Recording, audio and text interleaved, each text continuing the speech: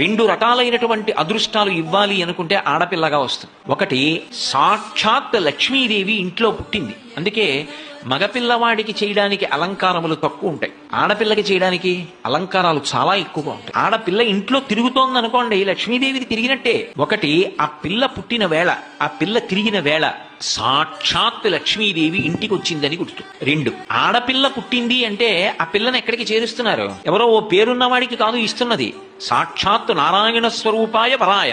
ఆ వరుడు నారాయణ స్వరూపుడు. ఇప్పుడు లక్ష్మిని నారాయణుడి పక్కకి చేర్చారు. ఆ చేర్చిన కారణం చేత ఏమైంది? 10 తరాలు తర్వాత వచ్చేవి, 10 తరాలు నా ముందున్నవి, నేను ఒక తరం, 21 తరాలు ఉద్ధరింపబడ్డారు, ఉన్నత లోకాలకి వెళ్ళారు. ఏది మగపిల్లవాడి విషయంలో చూపించండి అలా ప్రమాణం. అలా చేయగలడా? సాధ్యం కాదు. అమ్మవారు అనుగ్రహిస్తే ఆ తల్లి వీళ్ళని నేను విశేషమైనటువంటి ఫలితము చేత సత్కరించాలనుకుంటున్నాను అనుకుంటే ఆడపిల్లగా వస్తుంది.